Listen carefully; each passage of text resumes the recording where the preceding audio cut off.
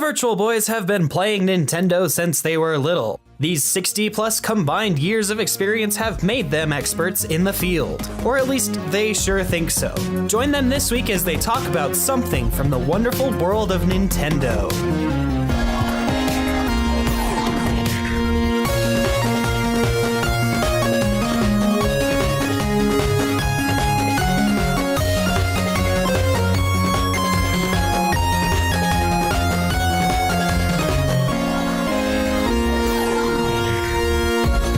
You're listening to the Virtual Boys Podcast, a Nintendo podcast about Nintendo things by Nintensity. This podcast is done by four friends that talk about anything and everything Nintendo.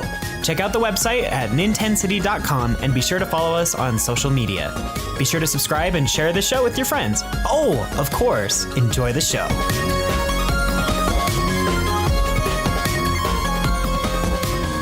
Hello, everyone, and welcome to the Virtual Boys Podcast, a Nintendo podcast about Nintendo things. This is episode 100, and I'm your host, David. My gay car is stalking me, accompanied with James. A core RPG that isn't a core RPG, but is a core RPG for you core RPG fans. But isn't?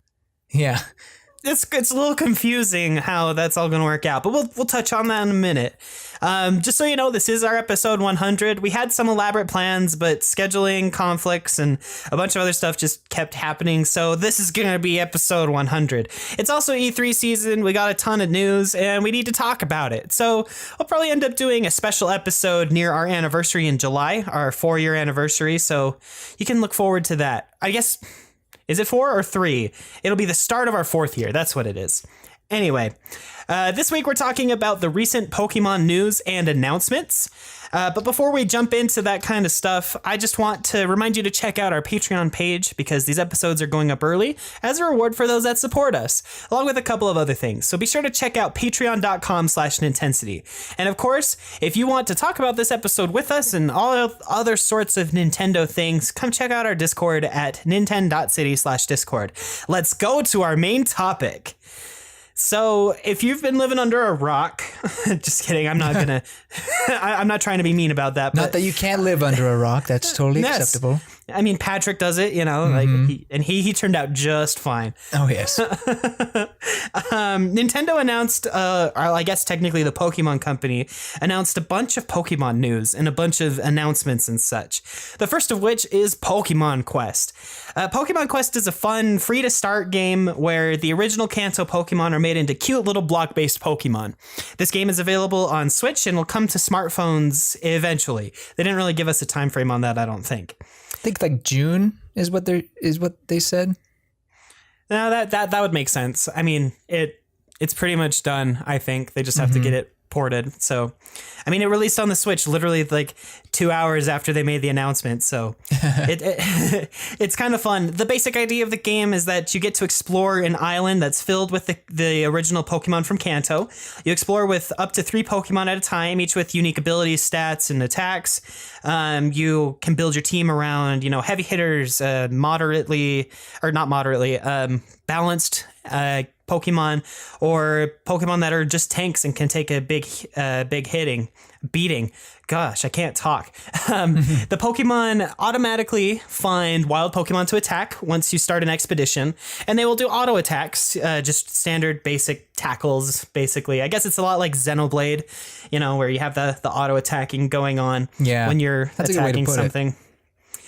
But then you get to choose, just like in Xenoblade, which of the special moves they do when, after, and as long as the move is available. There is a cooldown timer after you use it. So I guess the combat's a lot like Xenoblade, except that you don't get to move your Pokemon around at all. Yeah, like aside from the moving part, like it sounds exactly like Xenoblade. This is weird. Yeah. I never even thought of it like that. Wow. So yeah, with all those attacks and such, you defeat all of the Pokemon in a number of waves in each expedition, and you earn treasures and rewards and other types of stuff, along with experience that you get for the Pokemon, which lets them level up and get stronger and eventually evolve, even though I haven't gotten any of my Pokemon to evolve yet. It's fun. But since it's a free to start game, you only get 5 expeditions at a time, unless you wait half an hour after an expedition to recharge 1. So you wait for that battery to recharge before you can go out again. But other than that, it's a really fun free-to-play game. It reminds me a lot of, I guess all of the Pokemon free-to-start games. Like I can't even remember one of their names, but there's like the Pokemon Picross game. There was something else. Yeah, Pokemon Shuffle. Kind of that same idea. You can only do a certain number of stages at a time before you have to wait or pay to recharge your battery. But yeah, I think it's really cute, really fun. The art style is awesome. And I mean, it's technically in HD since it's on the Switch and you can cast it to your TV. Yeah, that's a good point. Yeah, I mean, when I saw it, I just thought it would be a cool little game. And it does feel very much like an app game. And so for me, it's kind of odd having it on my Switch. Not that I'm not happy about that. Honestly, I do prefer playing games on my Switch rather than my phone, but it does feel like a phone game, an app. But there is some charm to it. I mean, obviously the characters are adorable. I really like their cubism they got going on there. It kind of reminds me of a Pokemon Rumble, but I think I like this style more. I agree. Instead of the little toy Pokemon, I really like the block style. It feels more unique. Yeah. And I just find it's cuter, actually, not just unique. But for me, like the having to recharge the battery, that's not too big of a deal because, well, I guess I did experience it today. Like on the train, I had used all my battery juice, if you will. So, and I wasn't quite home yet. So I guess that can be a pain in the butt. But like it's an app game and they're trying to get you to buy stuff. And I assume you can, if you don't have any of those Poke tickets, you can buy them with real money. I'm not entirely sure where exactly they're going to grab for your wallet, but I assume it's with those tickets. But the game so far has been handing out tickets quite frequently. So I think you could get by without having to spend any money, but you may have to wait at times. Right. I actually did have one of my Pokemon evolve. By the way, yeah, I know, but it's a Weedle, so evolved into Kakuna, which I like the Weedle line more than Butterfree. I mean, Butterfree is classic, but Beedrill is cooler, so I'm happy to have that. But anyway, what I'm trying to say is you don't get to really choose the Pokemon you have, and that's part of the greatness of Pokemon is finding your team. But with this one, it's kind of like you have no idea what's coming with the food, but then it tells you recipes if you learn recipes. But honestly, like I've been trying to figure out how to get certain types of Pokemon to come, but nothing. I was trying like the randomizer, and it gave me like one recipe, but it keeps like doing like this mesh of. This is a bunch of garbage. I guess some Pokemon like it. It's like, well, stop doing it. Give me something good. Otherwise, I'm going to try it myself. Yeah.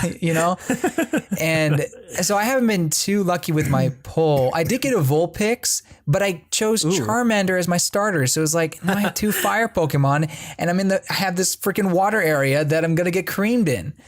Yeah. I understand that. Yeah. Besides that, I did just get a Scyther, which was cool. And so Scyther, he's like my only Pokemon that has different, like he's not balanced. He's heavy on attack. Like we're talking 700, 800 attack, and he's level 3. Like that's like so top heavy. But his HP is like only 100. Like what in the world? Yeah, I started with Eevee, balance, nice. Which honestly, don't pick Eevee. Oh, okay. It's hard. He only has Takedown and Flail, and Takedown hurts him, and Flail is like totally random if he's actually going to hit them or not. He does like a little spinny move in a circle and curves around, and so sometimes you can hit a couple of Pokemon with it, and sometimes you don't hit anybody. And I'm just like, Eevee, just evolve. But how do you evolve Eevee in this game? I wonder. I have no idea. I have no idea. You can't. I'm like, please just be a Jolteon or Vaporeon or something. Vaporeon. I don't want Flareon. No, you can, Flareon. Go away, Flareon. I love you. You have a great design. I loved you when I was a kid, but you are adorable. A weak Pokemon. Yes. But so I got like the same thing. I got a really heavy pincer. That had a huge attack, but he's so weak in the HP. And so he goes down like every single level. And I got like a level 14 Spearow, and he's got an all right HP. But then I finally got a Scyther that was like level 6 and had a great attack and some HP. But he at least had a slot open where I could put an HP badge on him so that he could be boosted. That's great. You see, my Scyther doesn't even, it has like 2 slots for attack. It's like, what is with you? That's what my pincer had. So my pincer ended up having like over 1,000 attack by the time I dumped using him. Like it's great because, you know, it probably can take out most things in like a couple of hits, but as soon as like those boss Pokemon come up, it's like, that's cute, and it just like whacks it to death. Yeah, especially the freaking Vileplume that just kept spitting out waves of poison, and I'm just like, I can't dodge this fast enough. Because you can tell your Pokemon to scatter for a minute, and then they'll come back. True. But I'm just like, stop. So with my fire Pokemon, the grass area wasn't a problem. It's that darn water area. I also have a Goldeen, and Goldeen is a little more balanced, so that's nice. But again, like, she's not going to do me any good in the water area. So I'm really struggling to continue because I'm on the boss, but I don't know if I can get past I think it's a Poliwhirl or something like that. It's not ideal. And this is where I know it's an app game, but this is the problem. Like, I can't properly prepare for these teams, and I'm not leveling up as much. I guess I just have to go back and grind the levels, but right, like that. I figured that's what I finally had to do after I failed to beat a level like 3 times in a row. I'm like, I guess they really want me to actually level up some of these Pokemon before I take on anybody else, which is a pain because then you have to use your 5 expeditions on some other level that you already beat that you know is too easy or whatever. But anyway, the game is really fun. It's really cute. If you're going to play it on the TV, be warned because you use the Joy-Con to move a cursor around, and that is annoying as heck, in my opinion. If only they could actually utilize the gyro controls while the Joy-Con or the Pro Controller are separated, like so that you could actually move the cursor, because the game is definitely built for touch devices, like 100% built for touch devices, and they added the cursor for people that wanted to play it on their TV. Go ahead. No, I was just going to say, like, it's not built to be played on the TV. Right. You can, but I wouldn't recommend it.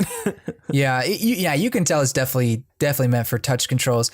Shockingly enough, though, I haven't played it in docked mode, but in handheld mode, I do use the Joy-Con like controls. But I will admit it's a little, the cursor's slower than I'd like.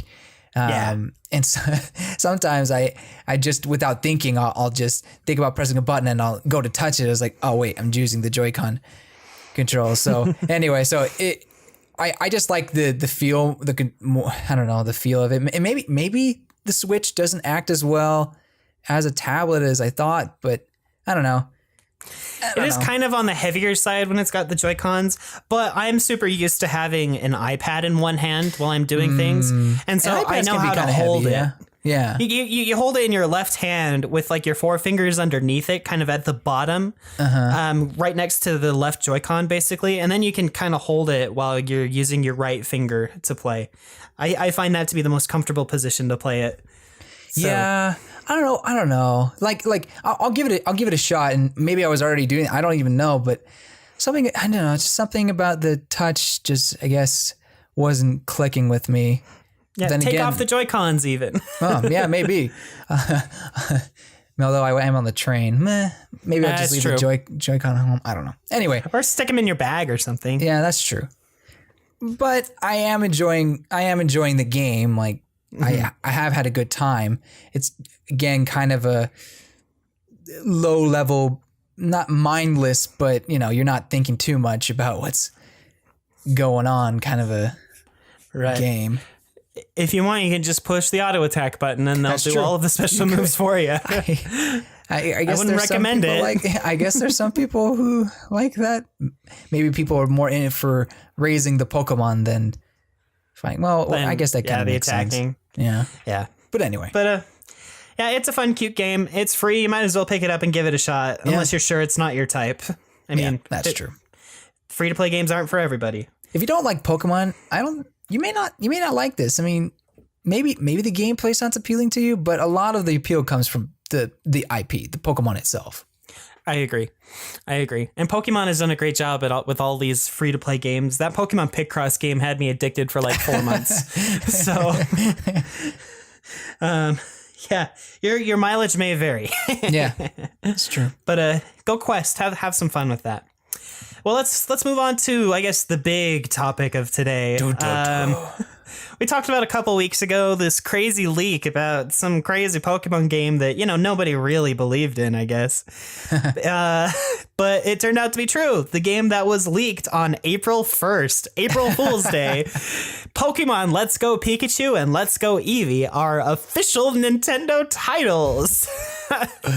Ooh. Okay, here we go. Do you remember? I still think that the title is kind of silly, but it is a dumb title. I guess it matches the younger audience that, the target, I guess maybe they're going for, but still oh gosh.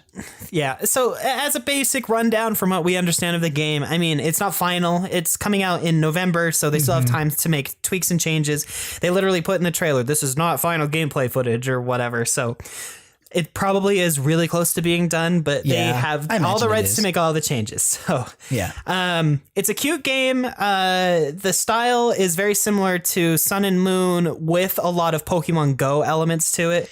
A lot of the Pokemon models are pretty much Pokemon Go models, maybe slightly improved upon. I'm not sure. It's hard to kind of tell. They say the game takes place in Kanto, and the Pokemon Company president said that it's based on the formula or the feel of Pokemon Yellow. Not saying that it's a remake of Pokemon Yellow, but rather they drew a lot of inspiration from Pokemon inspired by Pokemon Yellow. Yeah. Yes. So, I mean, you get your partner Pokemon, which it depends on the edition you get. If you get the Pikachu edition, you get a Pikachu that, you carry around on your shoulder or on your head. And if you get the Eevee edition, you get to carry an Eevee around on your shoulder and your head. The only problem is that, like Pokemon Yellow, neither of these Pokemon can be evolved. So that kind of limits the Eevee, in my opinion. Yeah. I would have really liked to have Eevee evolve into a Vaporeon, Jolteon, Flareon, just because that's what we know Eevee as. Is he's literally like the limitless potential Pokemon. He can evolve into many different types. Yeah. Well, I mean, if it was, I guess just real quick, I mean, if Eevee could handle itself on its own without evolving, sure, but it can't. Vaporeon and Jolteon are two of the best games from first Pokemon from some of the best Pokemon from first gen, but Eevee is garbage. I have seen Eevee used somewhat in some of the lower tiers of competitive battle. What really makes him useful is in later gens they've added that item that you can give to unevolved Pokemon that boosts their attack and such. He's good for helping hand and being basically a party cleric. Just getting the rest of the Pokemon powered up with a baton pass. But he's really not all that good. And so I think a lot of people will struggle with Eevee while they play through the game, even though they probably balanced it. But anyway. Yeah. So you get to choose between Pikachu and Eevee. You can dress them up and do cute things with them, and that looks freaking awesome. It's adorable. Those hats they put on Eevee in the trailer were great. Really nice. Yeah. Yeah.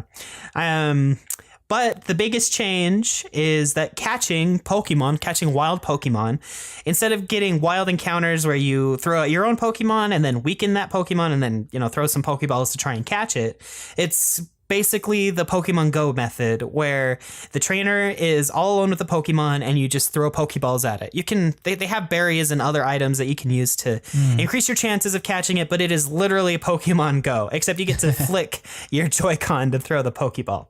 So that is a pretty big bummer for quite a few people. When I first saw it, I was really apprehensive about it. I know a lot of people still are. I guess in my case, I'll explain why I'm not as apprehensive as I was. I managed to get a living dex, where you get one of every single Pokemon in your Pokeboxes. And after playing through 4 different Pokemon games, I guess technically 6 if you include Sun and Moon, to catch every single Pokemon and grinding wild encounter after wild encounter, and then even going back to the DS games and getting a couple of Pokemon that I couldn't get in Gen 6. I got really tired of catching wild Pokemon. And so this new method of just kind of throwing the Pokeball and hoping for the best isn't necessarily ideal, but I do think that it's a good change of pace for me, especially. I know that's not the case for everybody. So, I mean, yeah, those are my thoughts on it. I think it's a good way to kind of change up the series a little bit so that catching Pokemon isn't as tedious as it used to be. But I know there are other opinions, so I'll let you take over, James. Oh, boy. Yeah, I mean, there's a lot of opinions on this. Yeah, I think some people who are on the "this is the best thing ever" camp would think I'm a Gen 1er purist. Yeah, who can't handle, but there's a whole nother thing about Gen 1ers that maybe we can mention, but no, I really think I'm in the middle on this. So when the rumor first happened, I remember we had this discussion. I brought up the fact that what if this goes beyond catching and this is the entire gameplay is basically Pokemon Go? What if that happens? You're like, oh, not you per se, but everyone in the podcast was, oh no, that's never going to happen. Well, it happened. My worry was justified. Yeah. But here's the thing. Like, for me, someone who really enjoys a lot of the elements of Pokemon, aside from maybe HMs. I mean, yeah, maybe there's other things I don't like, but the catching and the finding certain Pokemon was really what made each new gen fun. And sure, Pokemon battles are great and all, but battling these or training your Pokemon to be stronger for like the next battle is part of the joy, I always thought. Yeah. Now, I understand that this is meant to be a gateway for fans who are playing Pokemon Go or who haven't played since Gen 1 or Gen 2. I get that. And I'm not going to say send this game back. Like, I'm going to give it a shot. And for all I know, I could really enjoy it. Mm-hmm. It's more like I know what I like in the past, and just seeing that kind of torn apart, not only by this game, but by people who are supporting this, like fans who are supporting this game to no end, like tearing apart what I thought was what I think to be really fun. It kind of hurts. Yeah. And I don't mean to say like you can't think this is going to be great, like this is going to be good. You can, but when you turn that about and say, "How dare you not think that way?" That's when it's like, okay, let's calm down here. Like, look, not everything the Pokemon company is going to do is going to be amazing, and there's some people are going to think otherwise. Granted, they will probably do a great job with this. I'm not saying that it's going to be a bad game. I'm just apprehensive is all. Yeah, I understand that. And I think that goes on the same for the other side of the debate, the other extreme, where this game is a garbage fire, or some of these other things that I've heard all online from, I guess, the Gen 1ers or the hardcore Pokemon fans. It's like they're tearing everything I love about Pokemon out. And that's fine. You are totally 100% invested in that, and you can totally feel that way. But saying that that you want this game to be a failure, I feel goes a little too far, in my opinion. I mean, if you want to teach Game Freak a lesson and say, no, you got to keep back to the original formula, fine, you do that. You don't have to give them your money. You really don't. But I think that this game, like, even though Pokemon was originally designed for children and stuff, I think that this game is just going to be a fun, relaxing way to play Pokemon. And it's going to be especially be great for those Gen 1ers that have kids now that, the kids haven't played Pokemon yet.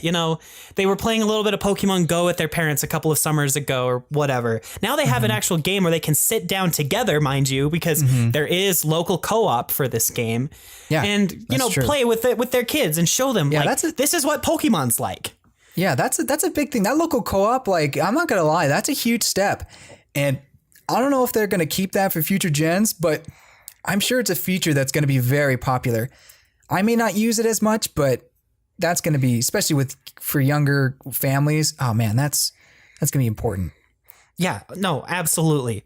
I mean, I'm in this group on Facebook. You're a member of it as well. The Utah Nintendo community. Since for those of you that don't know, we are basically based in Utah, except James is in a different state. I'm on the East Coast. Yeah, East Coast. He's one of those cool hipsters. I wake up earlier than everybody else. Just kidding. That's not true. I mean, you technically do. But anyway, inside this community, there are a whole bunch of people that I've noticed that have kids and basically ask about games for their kids. Yeah. And I think this type of game is perfect for this generation, like it's not too difficult. There's still going to be some challenge with the battling system, and I think legendary encounters are going to be different somehow. It's going to be dumb if you just sit there and throw Pokeballs over and over again to try and catch a legendary. I really think that's what's going to happen. I really don't want it to be that way. What else would they do? They could try and do something like the raid battle system in Pokemon Go for the legendaries, where you at least have to weaken it first before it lets you go into the throwing Pokeball. Well, like, okay, yeah, that actually that brings a good point, because it could just go into a trainer battle, and then maybe once you make it faint, you can catch it, which is against everything we know about Pokemon, the video game. But hey, this is breaking a lot of things, so why not this too? They have a low cap on it, so that once it gets to 1 HP, it's like it's on the ground panting. It's not actually fainted. It's just like, please stop. And then you can catch it. Oh, I'll spare you in my Pokebank. I don't know, like the way that they presented the Mewtwo battle in the trailer for a second, it looked like it was something a little bit more special than just a regular wild battle. It was very cinematic. It might just be throwing Pokeballs, and if it is, I'll eat my shorts. Oh, I'm just kidding. I really won't. But you like shorts. They're comfy and easy to wear. But I'm sorry to have detracted from that point you're trying to make, and I totally agree. I think there is an extreme here. Yes. You can dislike a mechanic. You can, I guess, even hate on it. Although I feel that's a strong word. Granted, I do use that sometimes, but I got to control myself. But not with this game. I'm not going to say I hate it. Especially not if I haven't played it. But if you do, that's you. That's you. I understand that. But I mean, we shouldn't try to ruin the fun for other people. Yes, I agree. If someone does enjoy this, that's fine. I mean, I do think there are some people who just, whatever their favorite developers make, they're just going to eat it up and not even care about the quality per se. But then there's also people who just will never be pleased. I mean, we've seen that time and time again in the Fire Emblem fan base, Animal Crossing fan base, it goes on. But the Daisy fan base. The Daisy fan base. The Waluigi fan base too, although they're more memesters than anything. But I think we just all need to just come at this with an open mind and not be like, this is going to be the best game ever, or this is going to be the worst game ever. I mean, that's my opinion. But again, I don't want to disvalue your feelings or opinions. Like, that is you. Just try not to disvalue other people's, Right. And one more thought that I had was, whether you like it or not, Pokemon Go was a cultural phenomena for an entire summer. Yeah. And a lot of people are still playing it now. Like, that's the fact that we made Pokemon Go so huge means that it's a lot of our fault yeah, I'm using like air quotes here, I guess, that Pokemon has gone this direction, you know, at least a little bit. Like, Pokemon Go is not really the best game. I think it's got a lot of fun things, especially if you're out playing with friends and doing raid battles. Yeah. But when you're by yourself and you're just like, I guess I'm going to walk my Magikarp, you know, 500 miles so I can finally evolve it. It gets tedious and catching the Pokemon and stuff. I mean, when people would show up at the parks and there were tons and tons of people around just catching Pokemon and having a good time, wearing their Ash Ketchum outfits and dressing like Pikachu, and then the media was like, "Oh, look at this evil Pokemon stuff," and made the funniest political cartoons ever. Oh my goodness! What a time! It was a phenomenon. It was such a summer, and yes, Pokemon Let's Go is not my ideal Pokemon game. I will be upfront about that. But I think that it looks fun, and it is a clear reaction to how popular Pokemon Go was, at least at one point.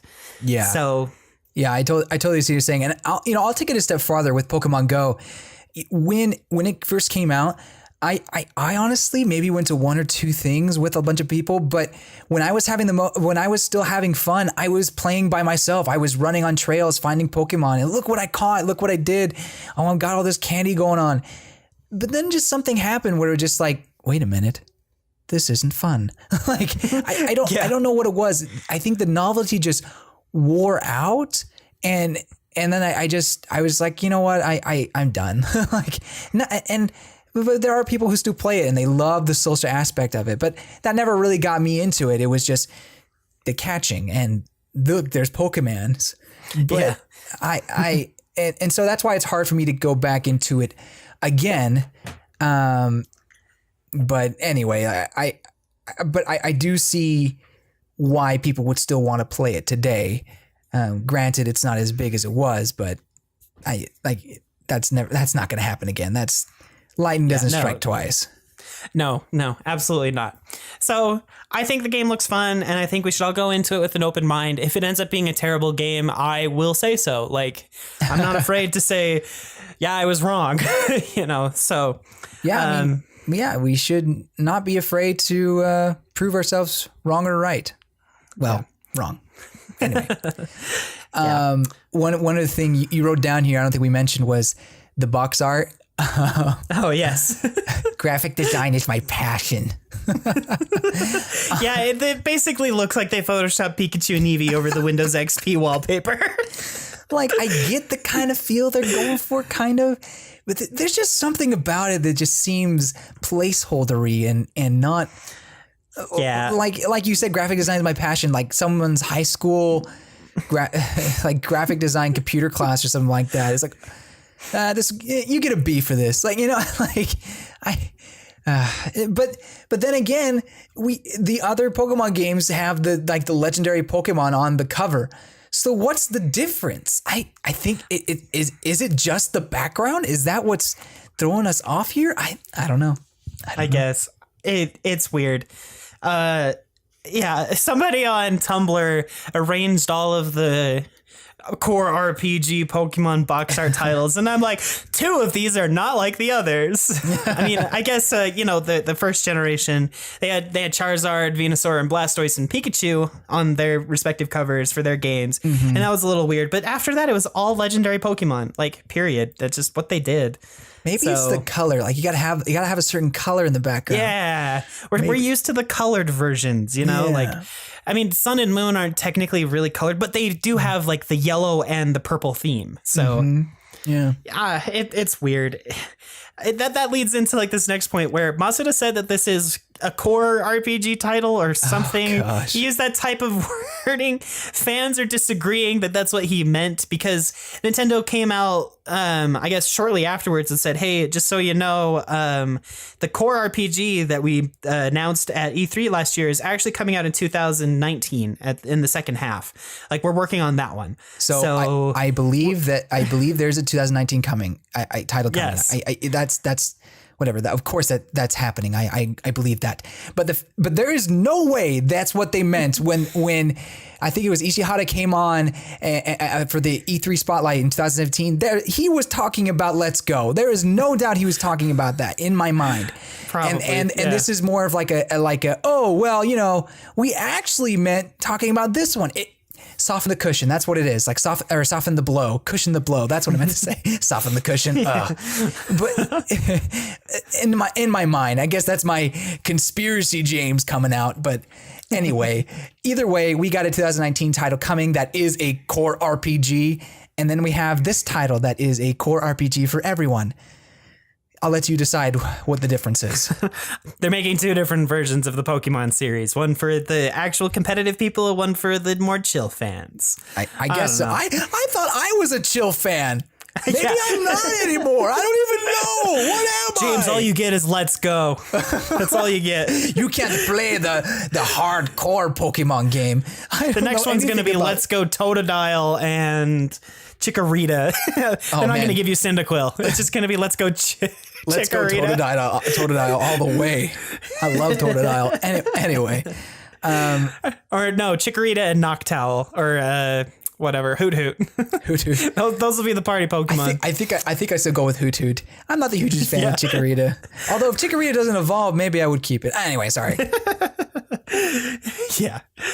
No, but there's this interesting idea as well, just to kind of, I guess, move away from this, that this is going to be like the new form of remake type stuff we're going to be getting in the future. Like, instead of them going all out on, you know, like Heart Gold and Soul Silver, Fire Red, Leaf Green, and Omega Ruby and Alpha Sapphire, is instead the Let's Go series is going to focus on revisiting these old regions. I really hope that's not the case, but I mean, I could see them wanting to do something like this, you know, focusing the main series on new regions only, and then, you know, letting people revisit the old ones with their kids, I guess, in a more chill fashion. Yeah. I don't know. Sorry, what were you going to say? I was just going to say, if Pokemon Go ends up dying out completely, then maybe they'll get rid of the Let's Go idea with the throwing the Pokeballs like that. But I don't know. We'll have to see what happens. Yeah. You know, I wouldn't be upset if they went past, or if they went up to Gen 2, because technically Gen 1 or Gen 2 are almost the same gen. Like, they're pretty much developed at the same time. And so I think it's still could, you can still be capturing a certain audience, but it would be a shame if we never got a remake of Gen 4 in, you know, the latest style of heart, or, you know, mainline title, I agree. like ORAS or whatever. Yeah, I want there to be a Gen 4 remake that is given all the love and attention that it deserves. Yeah, I really do. One other point that I forgot to write down that I want to bring up is the Gen 1 hate. I'm actually making a video right now about Pokemon Let's Go, and I guess I'll touch on this a little bit, but I'm interested to hear your thoughts. Okay. So, you remember when like, I think it was maybe Gen 5 and Gen 6 were out, a lot of those Gen 1ers were like, oh, this isn't my Pokemon. Look at this garbage. It's literally garbage. Garbage Pokemon. And Ice Cream, people hate on that, and on why can't I think of his name? Vanillix and stuff like that. Vanillix. I was talking about the ice cream. Oh yeah, Vanillix. You know, like, you know, they were just saying, oh, Gen 1 was so much better and stuff like that. And so this Pokemon is a rock. Yeah. Well, right. And, Anyway, and that's keep interesting. going. No. That's going to the next point. It's kind of flipped. Now everyone hates on Gen 1. Like, oh, Gen 1 was so unoriginal, so uncreative. And so now the bullying has like flipped. And it's so interesting because some of the complaints I see about Let's Go is not necessarily that Pokemon Go is integrated. It's that it's Kanto again.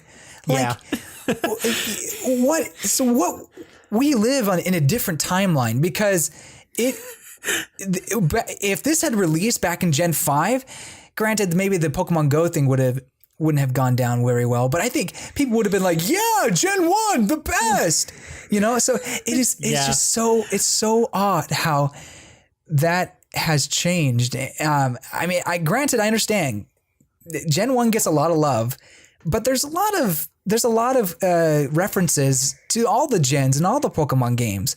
So I guess I'm kind of, aside from Gen 4, which, you know, maybe it's almost their turn for a remake. I don't see anything anybody else has really an argument to make here. By the way, Heart Gold and Soul Silver came out, I think was 10 years ago, and that's only something like that. 1 year after Platinum. So technically, we haven't been to Kanto in this almost the same amount of time as Gen 4.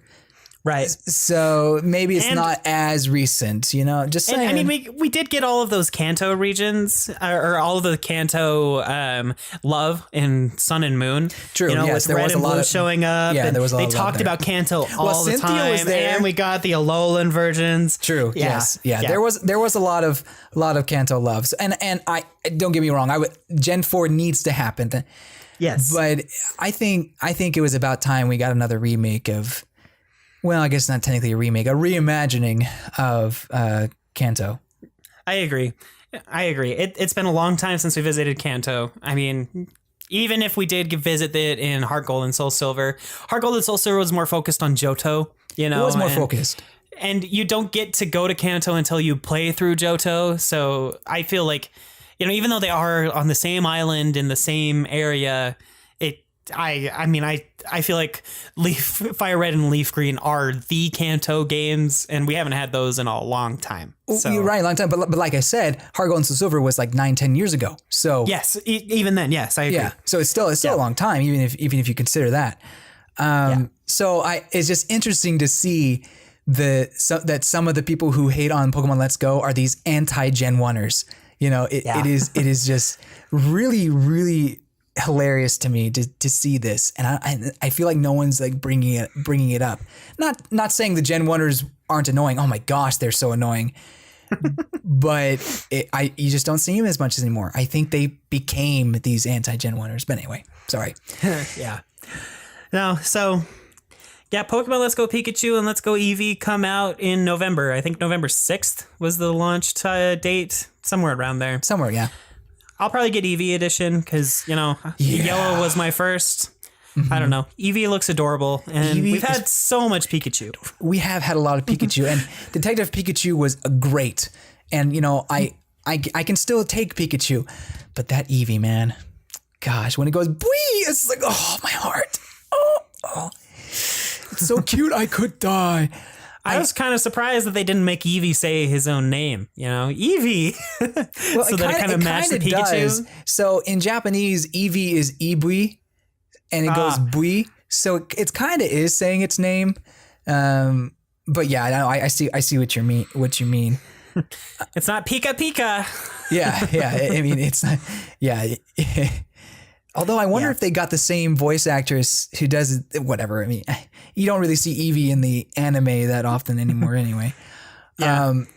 But I did hear that this may not be true or not. So we may have to wait till like E3 or something. But I did hear there were going to be, what's the word? Like there's Pokemon that you can't get in the other version in like Pikachu version and vice versa. Yeah. So we do know that there's one Pokemon. Well, yeah. So trading and stuff. So version Pokemon exclusive. That you can't get version exclusives. I don't know how that's going to end up working, especially since there's no online apparently for this game. I think you can trade, but I think it's the online battle that you can't do. Right. Which is another reason as to why these games aren't really core RPG games, because Nintendo and the Pokemon Company have been so huge on competitive Pokemon battles that it's like, how are they going to do competitive battles with this game? Oh, they can't. So that makes sense. Yeah, but there was one other thing I wanted to mention, that you can transfer Pokemon between Pokemon Go and Pokemon Let's Go, which is kind of cool. You can transfer them back and forth. I mean, they promised us this integration. Can you go back and forth? I heard that you can only take from Go and put it into Let's Go, but you can't put your Let's Go Pokemon into Go.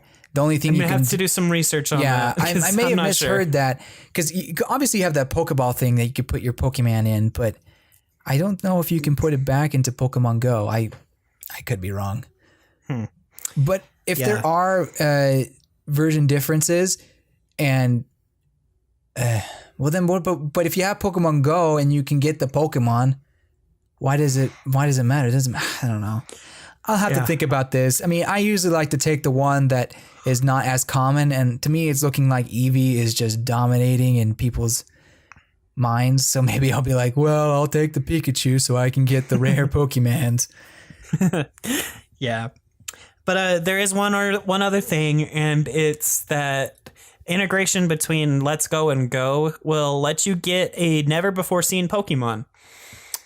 And the internet is really, really pushing and really hoping that it's Gordochu. I am not hoping that it's Gordochu.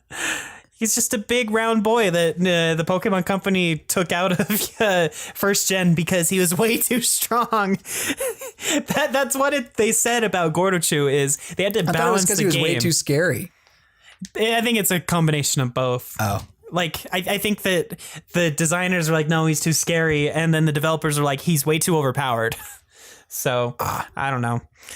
But anyway, if it's Gorochu, I'm fine with that. It'd be cool to get a lost piece of Pokemon history back in the series. Even though Pikachu is the mascot, and I think that would push him farther away from being the mascot. It's like, oh, he's got 2 evolved forms now? Okay. But, I don't know. I have no idea what it could be. Could be some brand new legendary that we have yet to see. I don't know. Could be that. I mean, if they hadn't done that trailer, a trailer a while back, I would have said Zenobia. But the fact that they've already shown Zenobia means it must be a different Pokemon, right? Right. It's probably the first Pokemon from Gen 8 or something. That'd be cool. I would love that kind of a tease. That'd be really cool. Kind of like how Zorua was shown before they revealed the games, you know? Yeah. Like, they could do something like that. Yeah. But actually give us the Pokemon to have. You know? But anyway, Pokemon Let's Go Pikachu, Let's Go Eevee. We'll go into it with open minds. I think it'll be a fun time, even if it's not the most perfect game. So, I guess that'll wrap up our discussion on that. Let's go into what we've been playing this week. With the time that I have had, I've been grinding away at Hyrule Warriors still. Cool. We talked about it quite a bit last week on our mini-sode. I still have yet to beat the story. It's amazing how much more they've added since the Wii U version, which is the last time I cleared the story. It's like, oh, hey, look, here's Sia's side story. Oh, hey, here's Linkle's side story. And then here's Ganondorf's story that you have to beat. And then all of a sudden it's going to throw at me the Wind Waker stuff. I'm like, wow, story mode is a lot longer than I thought it was. Especially since most battles take like 20 minutes. Yeah, so that's true. Although I'm glad they're not like an hour long kind of a thing. You know? Yes. Oh, thank goodness. But the game has enough content already. I don't need you stretching out the levels to an hour. Right. No, like I mean, I've been playing Hyrule Warriors as well, and I mean, I'm still enjoying it. It hasn't gotten to the point where I'm bored yet, surprisingly, because it definitely did happen with the Wii U version. I don't know what it is about this. Maybe the fact that I have it on my Switch. I don't know.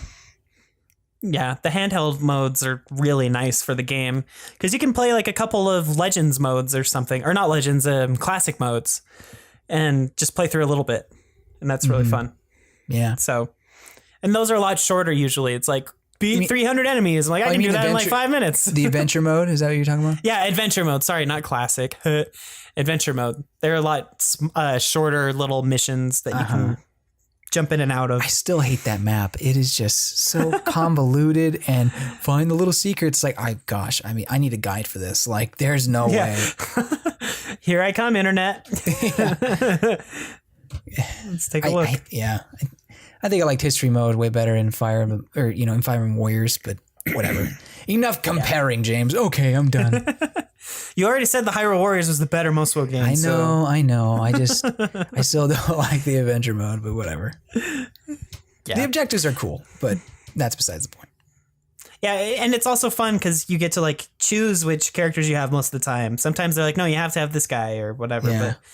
But lots Lots of good stuff, I think, to just get a good feel for all of the different characters. Because what's amazing to me is how different every single character feels. Like, some of them have these special abilities. Like, Rito can charge up water and then do this crazy move once her water's full. And then Zelda gets her light abilities and stuff like that. And it's just like, whoa, I forgot that there was this much depth to each and every single character. It's not like this is a sword guy and he just swords. Yeah, like I know Fire Emblem Warriors, just that's the nature of the beast, but there's more they could have done. I know there is, and I think some of that maybe had to do with lack of villains and lack of other characters. James, this isn't a Fire Emblem Warriors review. Shut up. Gosh. So anyway, but Hyrule Warriors, leave me alone. Hyrule Warriors, you have like, you know, villains and people who don't even attack with weapons. Agatha freaking attacks, and maybe she attacks with her umbrella, but she attacks with bugs. It's great. Yes. I actually really like Agatha. I don't know why, but she's really fun. Yeah, she really clicks with me. I really like it. And not every character is perfect. I think Minna in when she's in her imp form, I think that's kind of weak. But when she's in her true form, it's really fun. I really like Minna in that form. Yeah, the giant hand that can come out and smack people. That's so good. Yeah, so good. You know, I feel like there's so much more care and thought that went into not only the game as a whole, but the characters themselves. And getting to play each one and seeing how each one works and that they work differently is great. It's great. I totally agree. It's a really fun, mindless game. You can play it while you're like listening to a podcast like this one or watching some TV or something. It's just something you can just kind of do. As long as you're paying somewhat attention, it's fine. One criticism that I have now after playing it for quite a bit is like the map system. It's really tiny. Also, the text is really incredibly small. It's like, well, and it goes too fast sometimes. It's like, well, wait, hold on. Like, I'm not done with you. Like one of the last stages I played, which is the one right before Ganondorf's story happens. Like, you have to go find 3 sanctuaries, but it doesn't say how many there are in the objectives on the map. And it's like, wait a minute, what do I have to do? And I had to go back through the battle logs to read what Lana said, so that I could figure out, oh, wait, there are 3 of these freaking things that I have to get, and one of them's in the south. I'm like, the map is flashing on the 2 that I've already collected. Like, isn't that what you wanted me to do, is find these 2 sanctuaries? And it's like, no, there's a 3rd one. Why didn't you just say capture all 3 sanctuaries? Whatever. Yeah, it really bugs me. And that tiny map is not doing you any favors. No, and if you click on like the joystick or something, it gets like it's too close. Zoomed in. Yeah, it's way too close. It's like I don't need to see just one keep in that square. Like I don't need to see each individual dot of every enemy. I just want it to be a little bit zoomed in so I can see what's happening around me.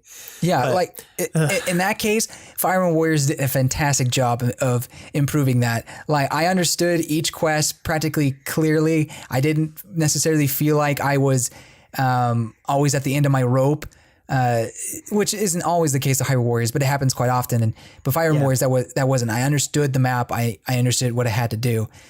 And there he goes comparing Fire Emblem Warriors again. It's like, okay, whatever. So it's the same series. You can make the comparison. I can make the comparison. But yeah, I agree. If there is one complaint I can have, it's maybe there is another. Whatever. It is that. I really that map and how they handle objectives is just not working for me. Yeah. Yep. Well, it's still a really fun game, even with some of these flaws. It is the definitive edition. It's got tons and tons and tons of gameplay. You could probably play this game for like 1,000 hours or so, and just you can barely play for a long time. Yeah. And probably not even 100% the whole thing if you count leveling everybody up to the max or whatever. Gosh. So. Yeah, lots of gameplay. If that's your type of thing, just beating up hordes and hordes and hordes of enemies, absolutely go get it. It fits right at home on the Switch, even if it is kind of small to see the map and the text of the characters. So, yeah. Hey, 1080p. It looks really clean and nice. And, you compare to you look at the Wii U version, you're just like, oh, man, how could I play that? It's barely 30 frames per second. Yeah. I don't I'm not usually nitpicky about, but with this game it just looks so smoother, so much smoother. I totally agree. One other thing, the game I wanted to I talked about Awakening last week. Oh, I guess I'm still playing Awakening, so I guess I won't talk about that. And other than that, I guess Quest was the only other game I've been playing. Huh. Well, there you go. Oh, I guess I have another game that I have to review. That's right. What's it called? Yoku's Island Express. Yes. That's it. I got my hands on a review copy of this game. The embargo lifted the other day. I need to write a review about it. It's this really kind of fun pinball-y game where you're this little bug that is attached to this ball of what looks like poop, but they probably try to imply that it's not.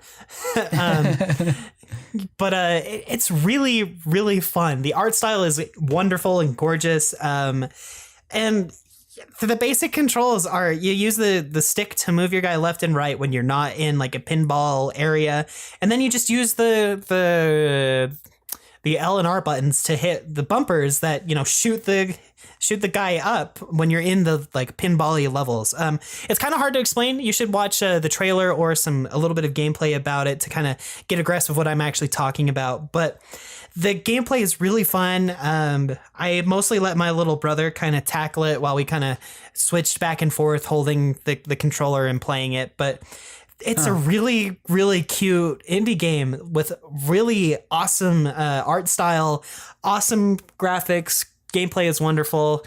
And man, when they finally showed the title screen on that game, I was like, okay, this is one of the best title screens I've ever seen. Like, it was crazy. You like beat a like mini part of the stage or something, which kills some enemies, and it shoots you straight up into the sky, and your guy is just like sitting there, kind of floating in slow motion, and suddenly the title screen appears, and you're like, oh, now I'm in the real game. It was cool. It's kind of like that feeling you get in Breath of the Wild when you step out, and it's like, hey, this is Breath of the Wild. Even though I think Breath of the Wild does it better. Breath of the Wild definitely did it better, but it was still cool because I wasn't expecting this type of a game to do something like that. But, I haven't finished the game yet, but based on what I've played, I don't really have any major complaints. Sometimes it gets a little hard and tedious to remember exactly where you're going. The map is really nice at showing you where to go, but the map is basically like the actual... what's it called? Like the actual image of the game, because it is like basically a 2D platformer where it's all in 2D. You don't go around in 3D. It would be nice if the map labeled a little bit more some of the stuff that you need to go see and do. But other than that, the game works really well. It's surprisingly fun for how small it is, I guess, like how small it seems to be. But I highly recommend it. Like at this point, I'd give it definitely an 8, if not more. But I just have to finish it. So that's great. Yeah. And yeah, that review copy was provided by Level 7 game? No, I think so. I could be wrong. Team 17. Team 17. Team 17. That's it. Yes, there it is. Sorry, I had to pull up the email. No, I'm not saying that we forgot about you. It just sometimes it's hard to remember developer names for the games. But anyway, fun game. I highly recommend it. Like really, and I don't think it's all that expensive. Let me take a quick look at the Nintendo store to see how much it is. I am loading the page, and sorry if it's taking a minute. It's $20, and I think it's worth that. So, and cool. I think there's a physical version that's being released as well, because they have actual box art instead of just an icon on the page. So, yeah, go get it. It's really, really cute, really fun. Well, is there anything else that we have to talk about, James? Nope. Next week is E3 predictions, yeah? Yeah, I think so. And then we're probably going to take a little bit of a break from the podcast, unless you guys want to edit while I'm in Europe. But we'll work that out. We'll definitely have an episode up before E3. We'll record before I leave for my vacation, and I'll try to edit that episode as quickly as I can. So I guess that'll do it for us this week, folks. Before we end the episode, just thank you so much for listening. Your support means a ton. We are now 100 episodes in, and it's amazing how far I guess we've come. I think our audio quality has improved a lot. We have some good fans, and we really appreciate you listening to the episode and show. Yeah. Skylar also appreciates you listening to this show. You know why I mentioned him? Well, because he does our intro and outro music. Yeah, I bet you didn't know that because you never listened to the ending of our podcast. You would know because I do it every week. But you should also check out his SoundCloud at soundcloud.com/SkyTower with the 5. He's a talented dude. Please check out his stuff. I also like to shout out to our patrons, Chris, Chase, and Ratmvp.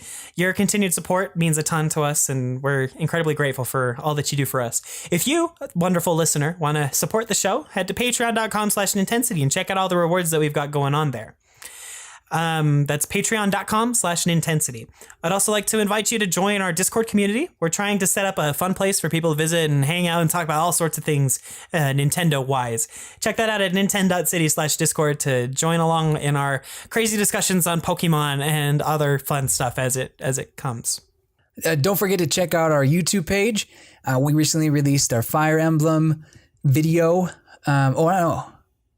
No, before that, or after that, because that released, now we have these indie games that was done by Unsquare Network, so that released. And then they have another video coming out about Smash characters who won't be getting the invitation to, Smash. And that's some pretty controversial stuff in there, so I hope you look forward to that. I mean, not controversial to me, but I'm sure there's some people who won't like it. Or like the choices or whatever, however you want to put it. We also have our Let's Go Pokemon Pokemon Let's Go video coming out, and that's going to be good. So there's a lot of great content to look forward to. So if you haven't already, please give us a little subscribe. And thanks again for tuning into the Virtual Boys podcast this week. Don't forget to subscribe and rate the show on iTunes and whatever other podcatcher, that's a funny word, that you listen to the show on. Please be sure to check out the website at nintensity.com where you can find news, show notes, and articles and reviews and other stuff. And these show notes for this week's episode will be available at nintend.city/EP100. Again, 100 episodes. It's crazy. Anyway, thanks for joining us, and we'll catch you next time. Goodbye, you good people. I'm Professor Oak.